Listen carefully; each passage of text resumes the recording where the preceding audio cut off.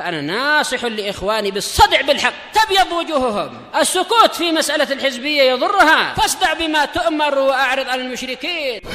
سلامي على دماج ورجالها والشيخ يحيى ودار العلم يا سعد بانيها. اللهم صل على محمد عبدك ورسولك وعلى آله وأصحابه أجمعين أما بعد.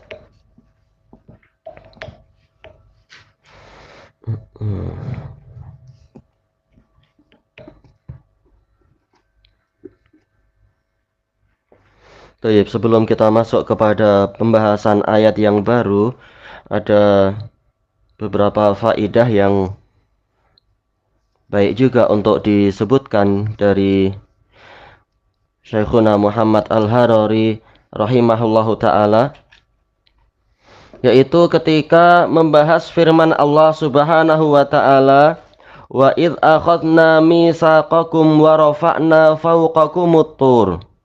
Dan ingatlah ketika kami mengambil perjanjian yang teguh dari kalian.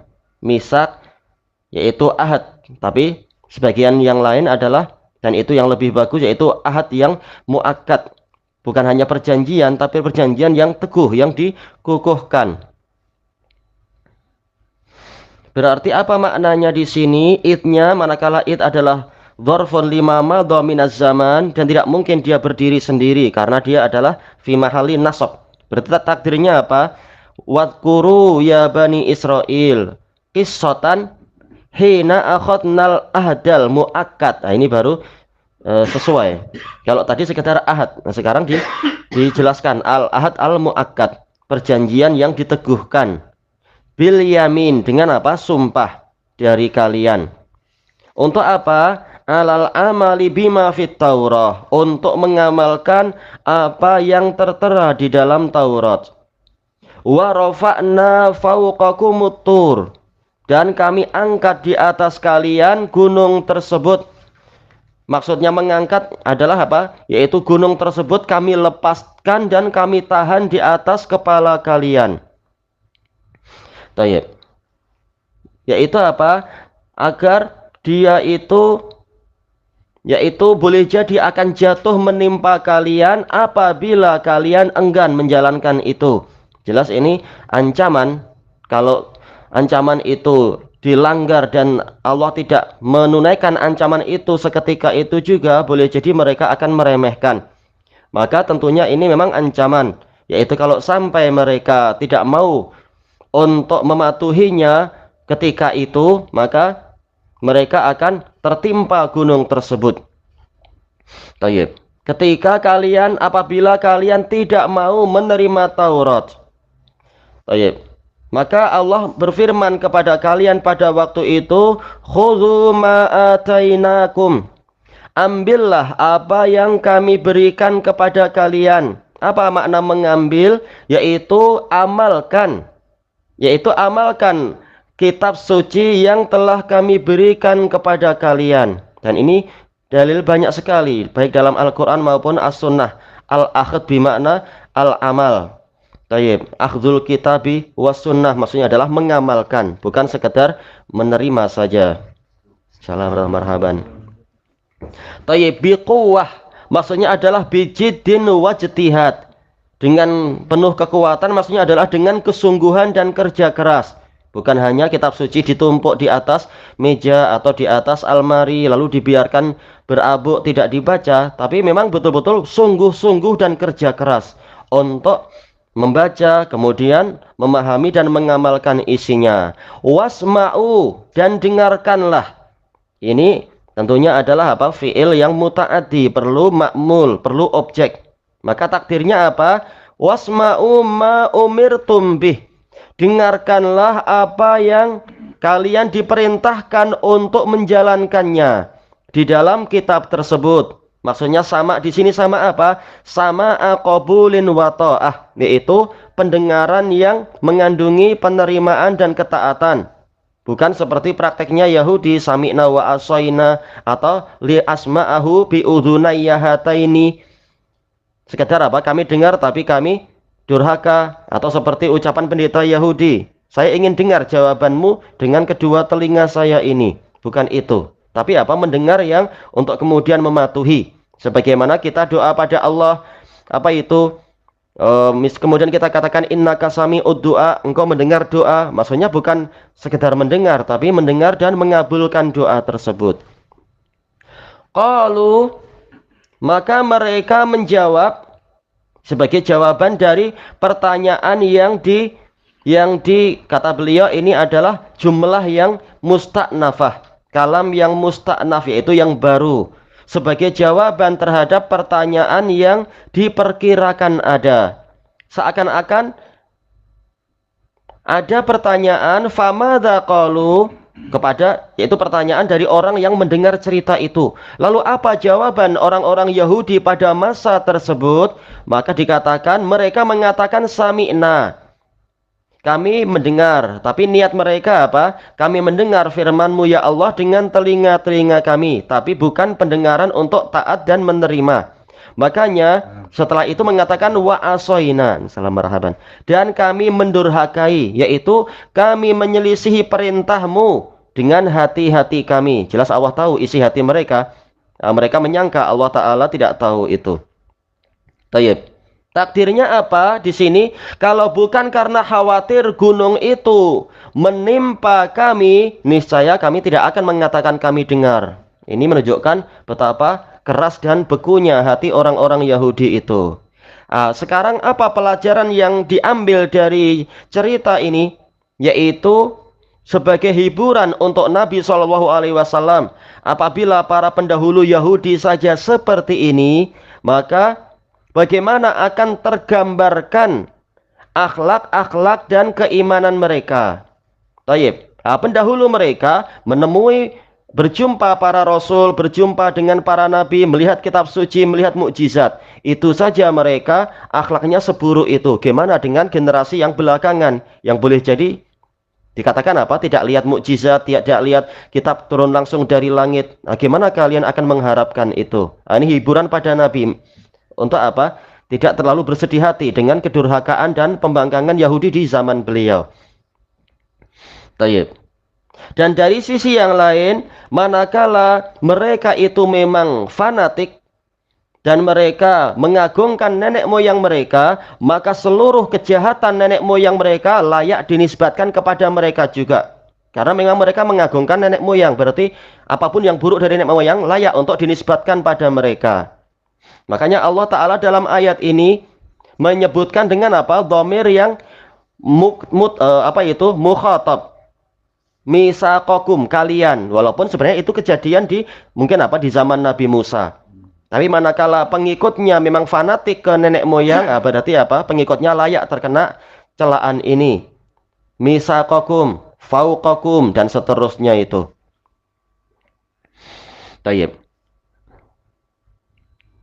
Kemudian Allah Ta'ala berfirman di sini wa usyribu fi qulubihimul ijl.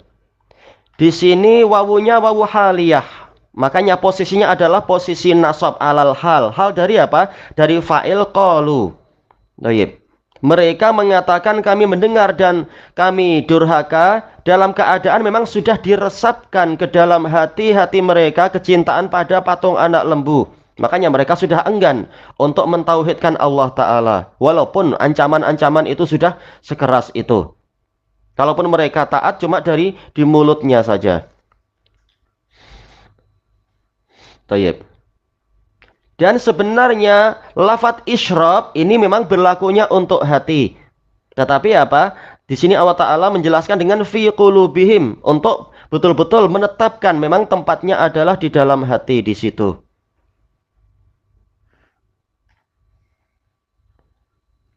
Tayyib. Ada penjelasan lain yang bagus juga. Mudah-mudahan nanti ada didapatkan di bawah.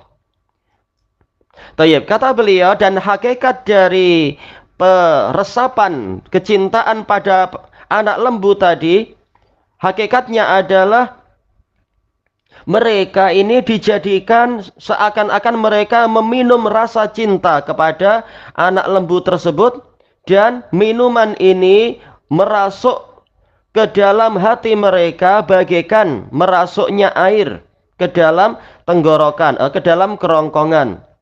Tayyib. Dan mana yang lebih kuat masuknya, makanan atau minuman? Jelas apa? Minuman itu lebih kuat masuknya karena dia benda cair, senang saja untuk masuk. Kalau makanan susah.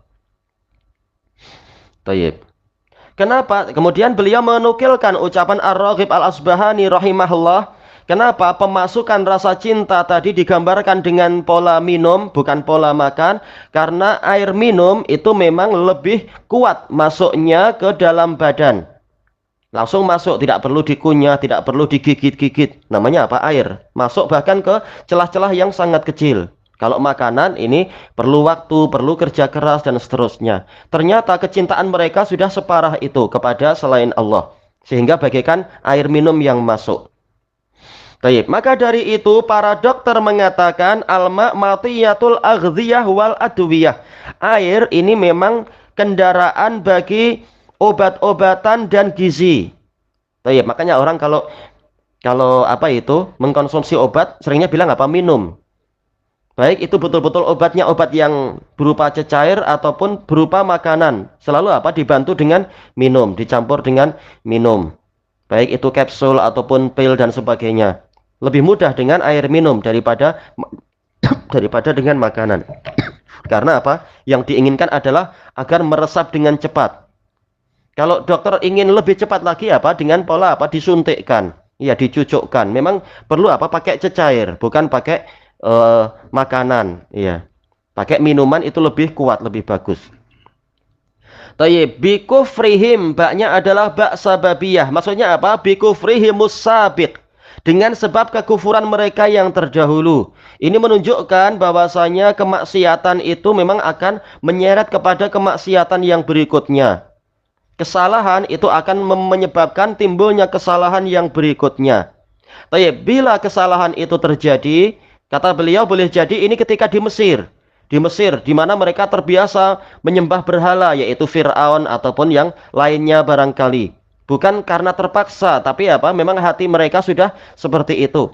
Dari mana kita tahu mereka seperti itu? Bukan karena terpaksa, tapi karena memang hatinya sudah suka pada kesyirikan. Yaitu manakala mereka melihat dibinasakannya Fir'aun dan mereka sudah menyeberang lautan. Tahu-tahu apa yang mereka katakan? Ya Musa ij'al lana ilahan kama lahum alihah. Setelah melihat ada orang yang menyembah berhala, wahai Musa, buatkan untuk kami sesembahan sebagaimana mereka punya sesembahan-sesembahan. Menunjukkan memang hati mereka adalah hati yang sangat kufur. Walaupun tetap masih banyak juga yang setia pada Nabi Musa, cuma ini keumumannya adalah seperti itu. Sudah selamat dari Fir'aun, ternyata ingin kufur lagi. Berarti memang ini adalah keinginan hati mereka, bukan terpaksa. Sehingga ketika Taurat betul-betul sudah datang setelah itu, ketika Nabi Musa pergi, demikian pula terjadi apa? Penyembahan patung anak lembu itu. Kemudian Musa datang membawa Taurat. Kemudian diangkat gunung pada mereka untuk mengakui Taurat. Tahu-tahu apa? Ternyata mereka mengatakan sami'na wa asoina. Menunjukkan memang ini sudah meresap sangat dalam ke hati mereka. Kekufuran yang terdahulu itu. Tayyib. Kemudian beliau mengulang lagi, dan ini kebiasaan dari Syekh Al-Harari, mengulang-ulang beberapa makna menjadi apa? Diulang lagi dengan kalimat yang terkadang berbeza sedikit, tapi intinya sama. Beliau mengatakan berarti maknanya adalah kecintaan pada anak lembu itu sudah dijadikan meresap ke dalam hati mereka dan mencampuri hati-hati mereka bagaikan minuman yang bercampur dengan seluruh bagian dalam dari badan seseorang.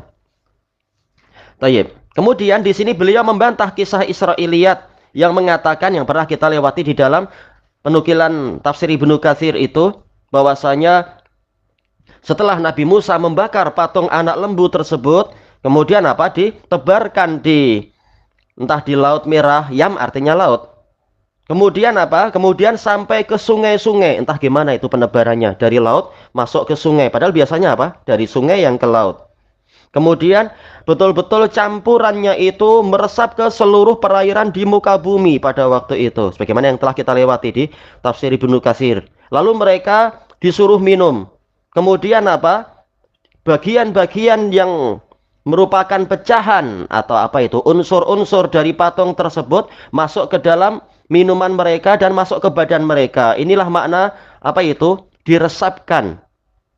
Tapi apa? Dibantah oleh beliau, Allah telah mengatakan fi qulubihim. Berarti ini bukan masalah minuman yang betul-betul minuman. Ini sekedar kiasan saja, ungkapan dari rasa cinta. Karena untuk minuman jelas apa? Masuknya bukan ke jantung, tapi minuman itu masuknya adalah ke perut. Nah, makanya secara biologi sendiri kisah Israiliyat ini sudah terbantah.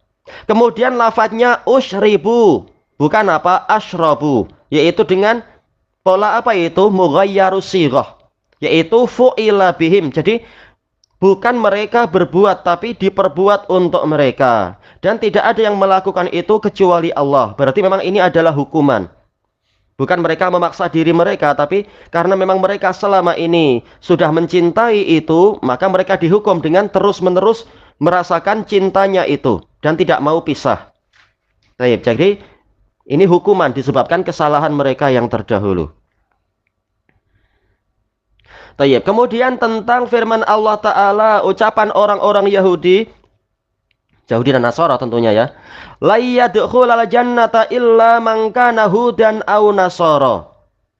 Tidak akan masuk ke dalam surga kecuali orang yang dia itu Yahudi atau Nasara. Intinya apa? Sama-sama ahli kitab. Baik, maka Allah Ta'ala menyuruh nabinya untuk menantang mereka. Qul in kanat lakumud darul akhiratu indallahi khalisah. Taib, ingda ma'ruf, dia adalah dorfun lil istiqrar. Istiqrar tapi maksudnya apa? Istiqrar fil khair, menetap di dalam kebaikan. Makanya dinisbatkan kepada Allah Ta'ala. Dan maksudnya darul akhirah di sini adalah surga. Surga yang disimpankan di sisi Allah. Menunjukkan apa? Menetap di dalam kebaikan. Khalisah di sini adalah mansubun alal haliyah. Khalisah, tapi kenapa dia ada tak marbutah? Menunjukkan bahwasanya sohibul halnya adalah mu'annas, yaitu ad-dar, yaitu negeri akhirat memang murni untuk kalian saja. Betul-betul selamat untuk kalian, tidak dibagi-bagikan min dunin nas, kepada orang yang lain. Baik, min dunin nas ini juga apa? Fi mahalli nasab, dengan sebab khalisah. Maksudnya nas di sini siapa? Yaitu Muhammad dan para pengikutnya. Baik. An-nas di sini kata beliau boleh jadi adalah ahdiyah, yaitu apa? Rasulullah dan para sahabat. Tayyib.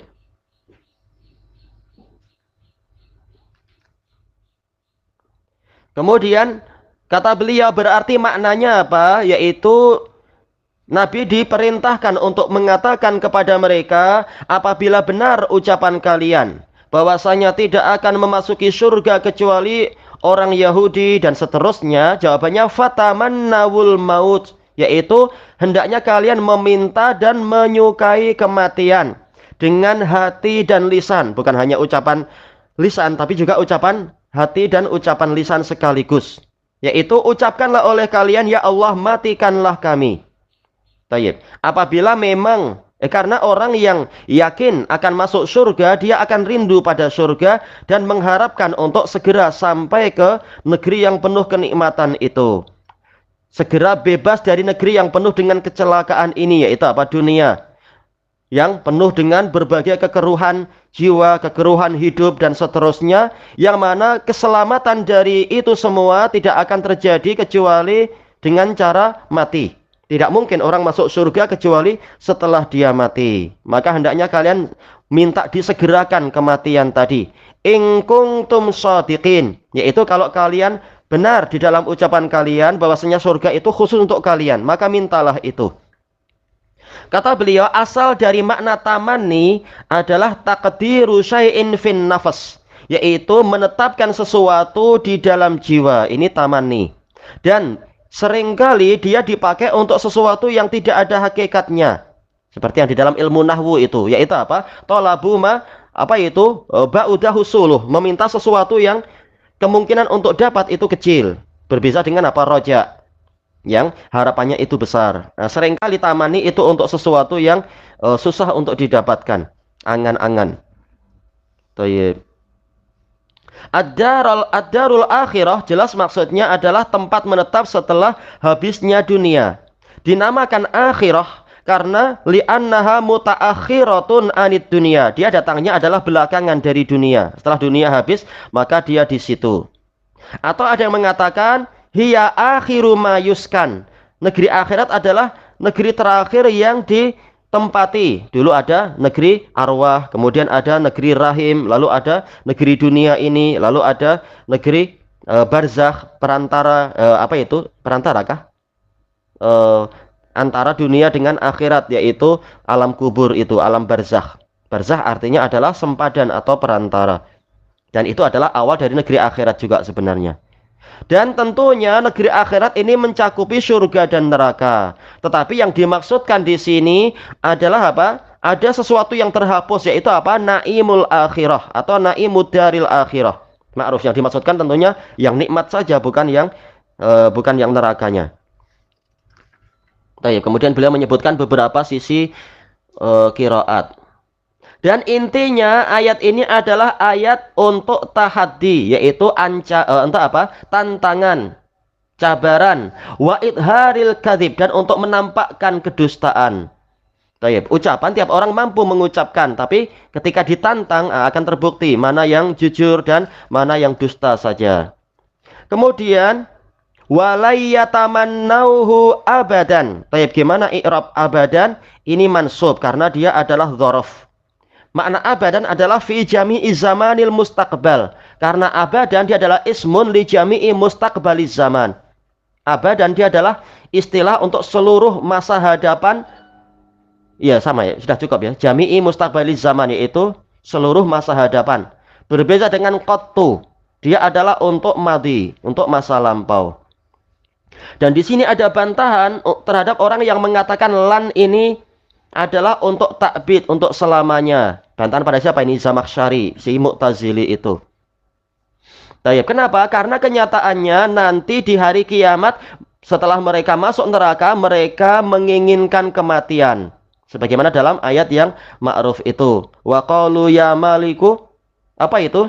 Liyaqdi alaina rabbuk. Wahai Malik, hendaknya Rabbmu itu mematikan kami saja. Berarti apa? Mereka memang nanti di akhirat akan minta mati. Berarti abadan, berarti apa? Walaupun ada lafadz abadan, lan itu tidak mengharuskan selama-lamanya. Cuma maksudnya adalah sepanjang hidup mereka nggak akan mau mati. Sepanjang hidup di dunia itu. Kenapa mereka tidak mau mati? Bima qaddamat aydihim. Baknya bak sababiyah. Qaddamat, bima qaddamat, sesuatu yang diperbuat atau amilat atau ijtarahat aydihim, tangan-tangan mereka. Maksudnya apa? Yaitu maksiat-maksiat yang mengharuskan mereka masuk neraka. Mereka tahu itu. Bahwasanya apa? Kalau mereka mati, mereka akan masuk neraka dengan perbuatan mereka. Seperti apa? Kekufuran pada Muhammad SAW. Mereka tahu. Mereka melanggar Taurat dan menyembunyikan isi Taurat. Demikian pula Injil tentunya. Dan juga mereka mengingkari Al-Quran yang turun kepada Rasulullah. Mereka juga mengingkari itu. Dan juga pemesongan, penyimpangan mereka terhadap karakter-karakter Nabi Muhammad SAW yang disebutkan dalam Taurat. Mereka juga tahu itu. Karena mereka tahu bahwasanya mereka dengan amalan ini adalah orang kafir. Maka mereka tidak memiliki bagian apapun di surga. Mereka tahu itu. Ilahuna wallahu a'lam.